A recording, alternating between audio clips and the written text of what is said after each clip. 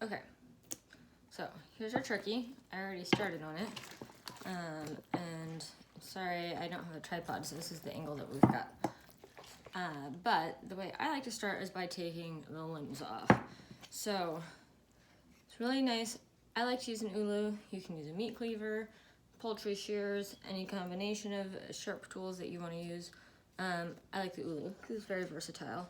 So first you want to slice through the meat, and you're going for the joint. I found it's easiest and fastest to separate the limbs by the joint.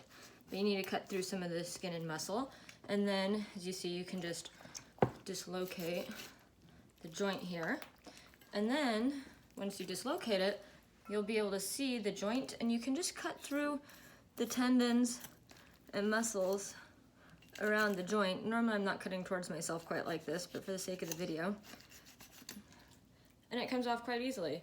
From here, you can cut this into smaller pieces. You can do the same thing at the smaller joints if you want. Again, cutting through the skin and the muscle. And then dislocating them. They're a little easier to dislocate once you cut a couple of the tendons. But regardless, so there, and then you can just slice through that easily. And then you have nice small pieces of meat. You can smash them up more with a mallet, a hammer. Ulu works great for that, to crack open some of those large bones. For my ferrets, I only smack them a couple times, the meat, not the ferrets, to crack the bones open and give them a starting point. They're very good at eating the whole bones themselves, so I don't need to do a whole lot of chopping. So that's a wing, obviously. Next I do the leg. So a similar thing, I've got to get through all the skin. And I'm not trying to make it look pretty, it's gonna be chopped up into smaller bits and eaten by the ferrets. So it needs to be efficient, get the job done, but it doesn't need to be perfect butcher's cut. So again, just trying to get through kind of the meat, and you can kind of see how when I lifted it up there was that webbing there of skin.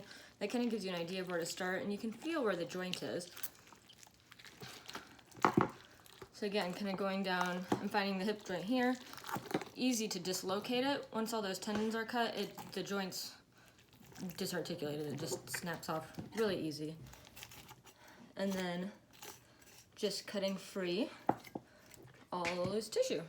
So now I've got a leg, same thing. I can cut this joint if I want. Turkey leg bones are a little big for ferrets to eat, so I might break it so they can get to a little bit of the marrow, but for the most part this is going to be a meat cut. I leave the meat on the bone though because it's good work for them. Alright, so now we have the rest of the carcass. Oh, neck. So I like to just start by quartering this. And it's nice and easy, so you look, so to orient, breast, spine is down here. This is where we cut the wings and legs off. And it's easiest to start kind of in between the ribs, so kind of right along here, if you will, on the side of the torso.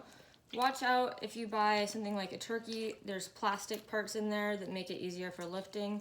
I will pull this piece out when I get lower down, but just be careful so that you're not cutting pieces of that off and putting it in your ferret's food dish. That's a blockage waiting to happen. So again, just kind of nicely cutting through the meat, and now here we get to the ribcage small bone and snap through them fairly easily up to where the shoulder joint meets the back. And this one I have a little more trouble disarticulating. You can. Personally, I find it easier just to give it a couple good whacks. Of course, it's not going to work now that I'm videoing. We'll flip it over.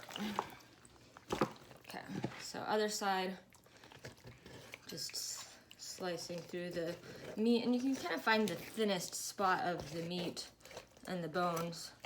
You'll be able to feel. And look at how easily those ribs snapped. Okay, so now I can get in here a little more easily. So now you can see I cut the front of the turkey off of the back of the turkey. If you're having trouble, you can split it open. See this other side, I did a better job. The shoulder joint just dislocated for me.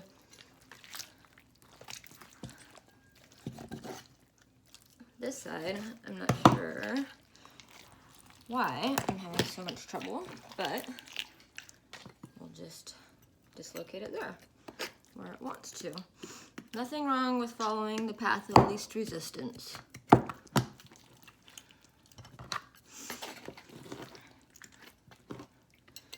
So there's just a little tendon there that I'm trying to get to. Okay, so a little messier than usual, but you get the idea. Now I have, if I cut the skin, now I have a whole front of a turkey, which I'm going to set aside. It's a little easier to deal with. And the back of the turkey. So again, I'm being careful of this plastic piece. Also look inside your turkey. Usually I already took it out, but usually there will be a bag of giblets. Sometimes there's a bag of gravy mix. You definitely don't want your ferrets to get that.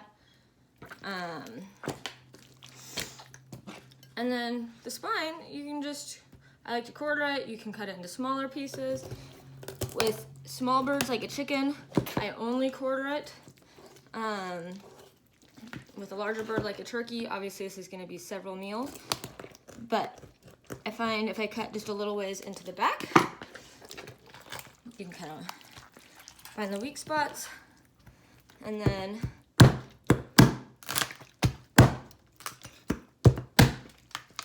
this is the part I like the least. But as you can see with my ulu, it's very easy to just smash through. And the turkey's the biggest bird I usually get. So this goes much faster, much easier with a chicken. Oh my gosh, Cornish game hen, I just cut in half. So that takes not much time at all. And quail, I just feed whole. So, and this turkey is even a little bigger than the ones that I usually get. So, excuse me if I seem like I'm struggling a little more than usual. There we go.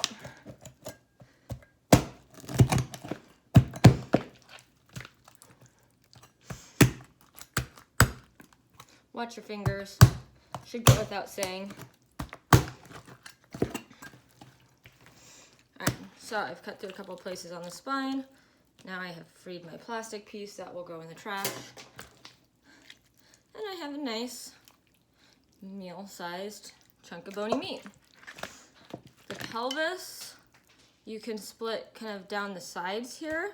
It's a little easier, especially once you've cut the pelvis off of the spine.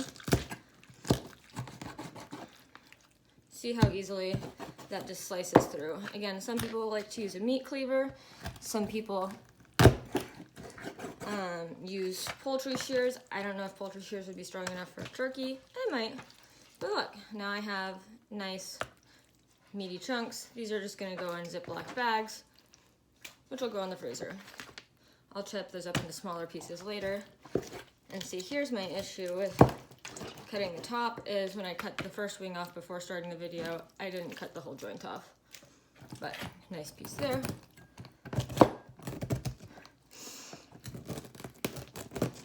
Nice part of the ulu is you can rock.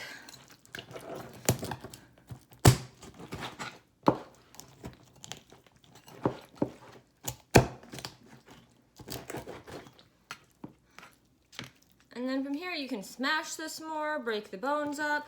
You can keep cutting it into even smaller pieces. For the sake of the video, I'm just cutting that into a few chunks. I'll break it down a little bit more later. Okay, now we have the front of the turkey. Some people like to cut the breasts off and keep that meat for themselves. Me, personally, all this meat's for the ferrets. So, but I still like to kind of start from the front. You can start from the back, but it kind of helps to get through a little bit of the meat. I know some people are wincing that I'm butchering all of this good turkey meat. But again, it's just going in the ferret's food dish. And then the wishbone is up here, the collarbone, unless I cut it off already. This breastbone material is very easy to cut through. It's really just the higher part of the sternum here that is difficult to get through, so I'm going to give that a couple whacks.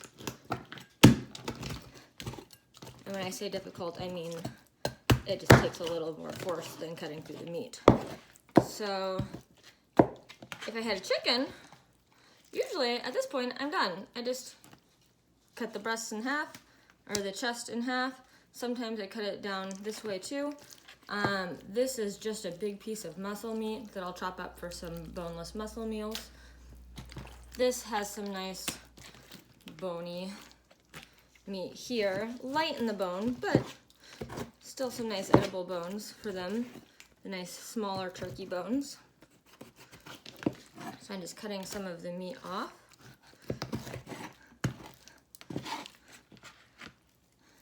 Little breast meat here. This is the sternum. And I'm just gonna break right through it. Watch out for sharp bones.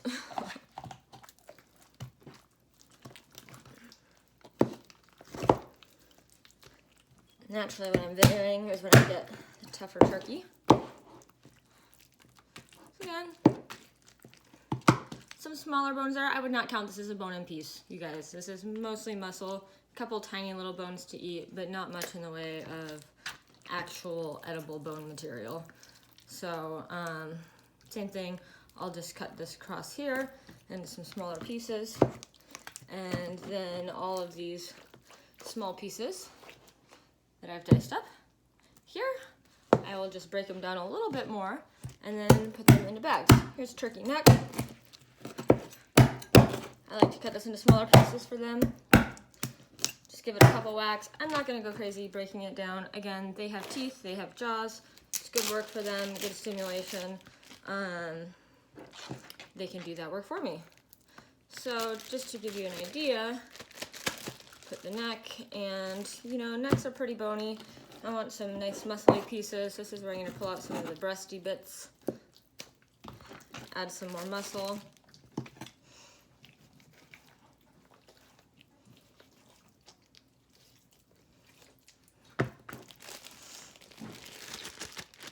And then typically at this point I'd wipe my hands. I don't have a paper towel nearby, but I just squeeze all the air out, put it in a Ziploc bag. Then I kind of fold it over, lay it flat, and they all stack nicely in a bin in my freezer. Enjoy!